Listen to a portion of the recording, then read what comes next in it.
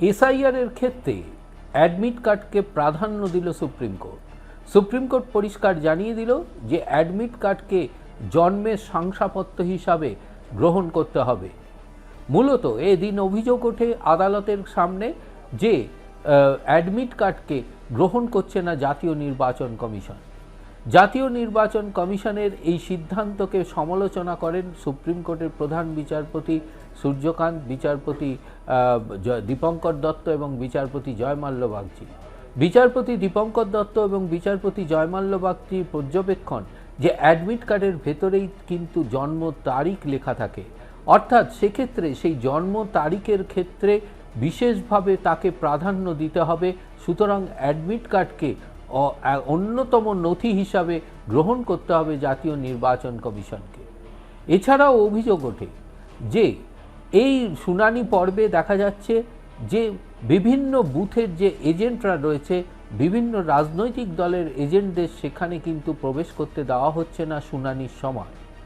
সেই আবেদনও আদালতে জানানো হয়, কিন্তু সেই আবেদনের প্রেক্ষিতে রাকেশ দ্বিবেদী, জাতীয় নির্বাচন কমিশনের আইনজীবী, তিনি পরিষ্কার জানান যে বিভিন্ন রাজনৈতিক দলের এজেন্টরা যদি সেই শুনানির সময় হাজির হন, তাহলে সেক্ষেত্রে দেখা যাবে যে সেই কোনো একটি বিষয় নিয়ে হাতাহাতির পর্যায়ে চলে যাচ্ছে এবং তা বিশৃঙ্খল পরিস্থিতির সৃষ্টি হচ্ছে।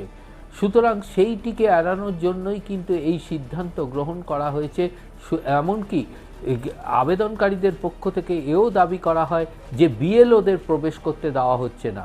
সেক্ষেত্রে জাতীয় নির্বাচন কমিশনের যুক্তি যে এই জাতীয় নির্বাচন কমিশন মনে করছে এই বিএলওরা বিভিন্ন রাজনৈতিক দলের মতাদর্শে হতে পারে, ফলে সেক্ষেত্রেও একই সমস্যার সৃষ্টি হতে পারে। অবশেষে সুপ্রিম কোর্টের পরিষ্কার নির্দেশ যে কোনো ভোটারকে যদি তাদের শুনানির জন্য ডাকা হয়, তাহলে সেক্ষেত্রে তাদের সহযোগিতা করতে পারবে আইনজীবী, তাদের সহযোগিতা করতে পারবে তাদের পরিবারের কোনো সদস্য এবং সহযোগিতা করতে পারবেন যে বিএলও, স্থানীয় বিএলও। এই তিন ব্যক্তিকে এই শুনানির সময় তাদেরকে অ্যাক্সেস দিতে হবে। তারা ওই পরিবারের যাকে নোটিশ দিয়ে ডাকা হয়েছে তাদের শুনানির ক্ষেত্রে সহযোগিতা করতে পারবেন এবং বিএলওদেরও কিন্তু সেই শুনানি পর্বে অংশগ্রহণের নির্দেশ সুপ্রিম কোর্ট দিয়েছে। অর্থাৎ সুপ্রিম কোর্টের এই অ্যাডমিট কার্ডকে প্রাধান্য দেওয়া, এটাই কিন্তু জাতীয় নির্বাচন কমিশনকে অনেকটাই ব্যাকফুটে ফেলে দিল বলে মনে করছে রাজনৈতিক মহল। রাজনৈতিক মহলের মতে এটিই ছিল আবেদনকারীদের মূল দাবি যে অ্যাডমিট কার্ডকে অনেক সময় গ্রহণ করা হচ্ছে না।